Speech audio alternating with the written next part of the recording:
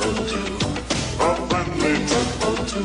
Oh, Theodore likes to do the things that friendly tugboats do.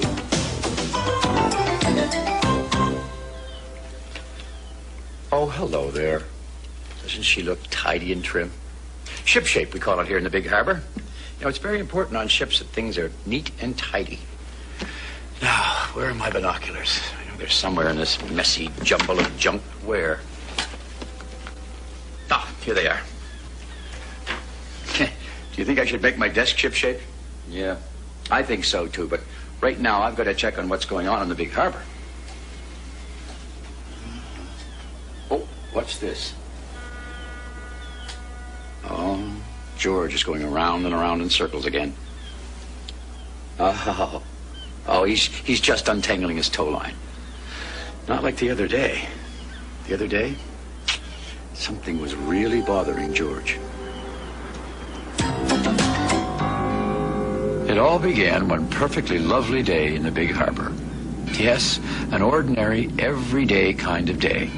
For everyone. Everyone, that is, except for George. Oh, dear. Oh, dear, George was saying inside. What am I going to do? Theodore knew what he wanted to do that day. George, can we practice steering backwards together? He asked politely. Well, much to Theodore's surprise, George didn't say a word. He just kept on mumbling and grumbling. Theodore gave the best blast he could from his whistle. Oh, that startled George. What? Oh, Theodore. Oh, sorry to surprise you, George, said Theodore. I was saying, can we practice steering backwards together? Not now, Theodore. I have more important things on my mind. Theodore sighed. Well, okay, George, maybe tomorrow will be a better day. Tomorrow? Roared George. Now he seemed really bothered. Tomorrow? Don't even talk to me about tomorrow. And with that, George chugged away, mumbling and grumbling about tomorrow, and leaving Theodore wondering and whispering to himself, tomorrow? What's wrong with tomorrow? And what is wrong with George? Theodore was on his way home when Foduck went by. Foduck, Theodore called, what's tomorrow? Do you know? Sure I know, replied Foduck. One morrow plus another morrow. That makes 2 morrows. Then Foduck laughed at his own joke.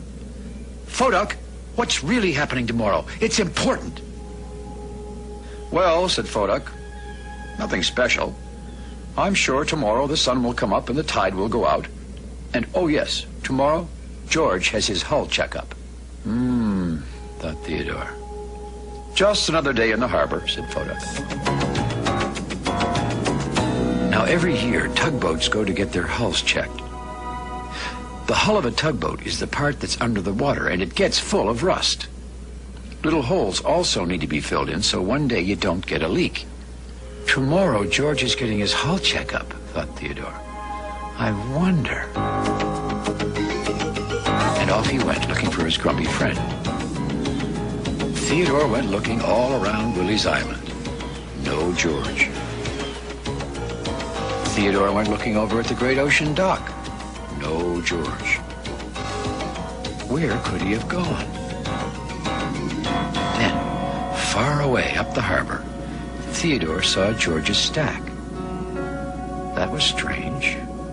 George was heading toward the old scrapyard dock. No one went there anymore. Perfect, said George, looking at an old rusty barge. This was all getting very mysterious, thought Theodore. He decided to follow George and see what was going on. Huffing and puffing, George the Valiant squeezed and squished his big, beamy self behind the rusty barge.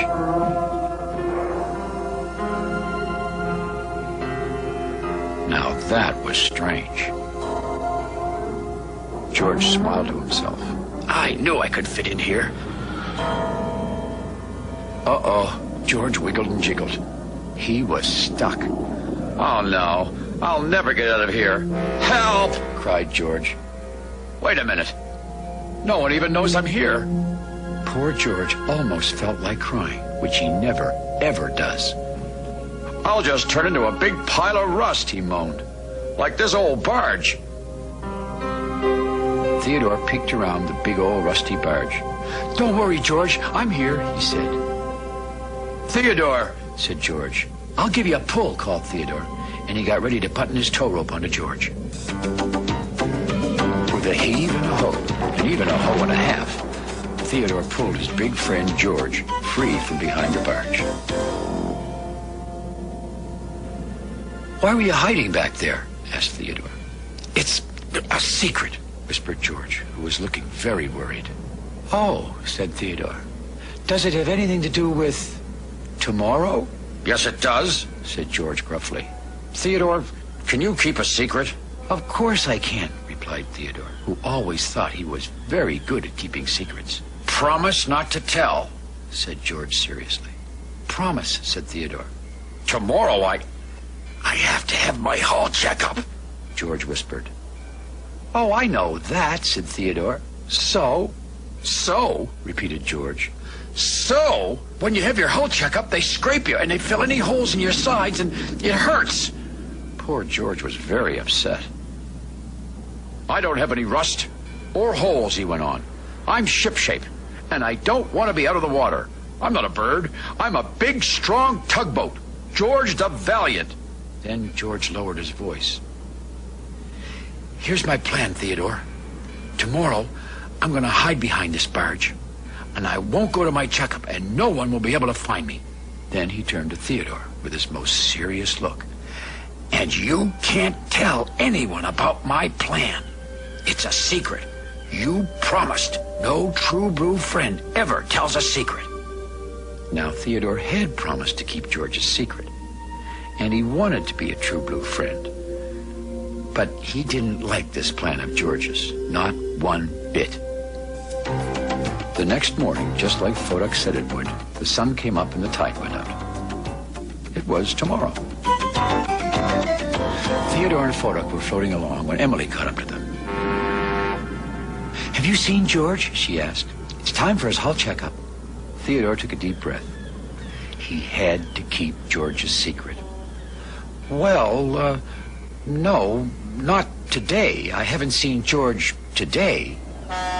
Pearl, the pilot boat, came by to lead the tugs to work. She looked worried. "Has anyone seen George? He's supposed to be at his checkup right now. It's not like him to be late for anything." Theodore didn't say anything, but he felt very uncomfortable. He didn't like not telling Pearl where George was, but a promise was a promise. Now, the work of the Big Harbour must be done, George or no George. Theodore, Emily, and Fodak followed Pearl out to a cove where there was a big old rusty wreck for them to move. The tugboats buttoned on, with Pearl leading the way. Theodore called, "This is a very big rusty wreck. Where are we taking him?" Emily knew. "Way over to dock number 9. Dock number 9. That was where George was hiding. But, stammered Theodore. "That dock is already full. The dispatcher wants us to jam this old rusty wreck in, too," called Emily. Fodak noticed that Theodore looked very worried. "Oh, it's only scrap, Theodore," said Fodak. "It doesn't matter if it gets all scrunched up." Well, Theodore felt dizzy. It was George who was going to get scrunched. What should he do? Soon the tugs were approaching dock number 9. Emily noticed that Theodore seemed very quiet. "What's the matter, Theodore?" she asked. Theodore didn't really know what to say. "Emily, do you think it's important for a friend to keep a secret?" "Sure," replied Emily. "If someone told my secrets, I wouldn't be their friend." Theodore was confused. "But what if someone got in trouble, or even got hurt, just because you kept their secret?" "Well, maybe that's different," said Emily. "I think you'd have to decide which is more important, the secret or safety." "Push away," called Pearl. Theodore was startled by Pearl's voice, ordering the tugs to jam the old rusty wreck into the dock. Theodore knew George was hiding behind the other barge. If he pushed, George would be mushed. So instead of pushing like he was supposed to, Theodore secretly pulled. "Theodore, you are pulling," boomed Pearl. "Now push. Do your job." "Right. do my job, thought Theodore. But he was frozen. What was he going to do? Fodok and Emily were pushing away with all their might. The old rusty wreck began to make a terrible grinding sound. It was scrunched together with the barge. Tighter and tighter. Stop! Yelled Theodore. George is hiding behind the scrap barge. He'll be squished. There, he had said it. Emily and Fodok stopped pushing right away, very surprised. Then everyone heard a small voice from the back of old dock number 9. I guess I better come out now. Then everyone saw a very sorry and very nearly scrunched George come up from behind the barges. All the tugs were quiet. Finally, Theodore spoke up. I'm sorry for telling your secret, George.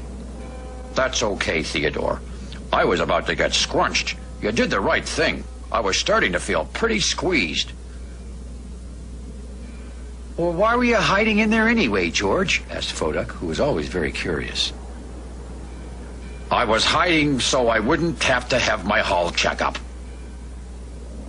Fodok and Emily still looked puzzled. George gathered his courage and went on. I'm afraid to go, he said quietly. It was funny, thought George. He suddenly felt better. Now that he had told his friends his big secret. It's not too late to go, George, said Emily. George, said Theodore, using his most helpful voice, if you want, we can all go with you. But George only took a deep breath and then moved away.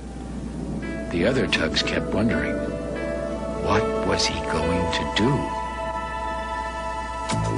A little later that day, after the tugs had finished moving the barge, they decided to go to the marine yards, just to see if George had gone for his hull checkup.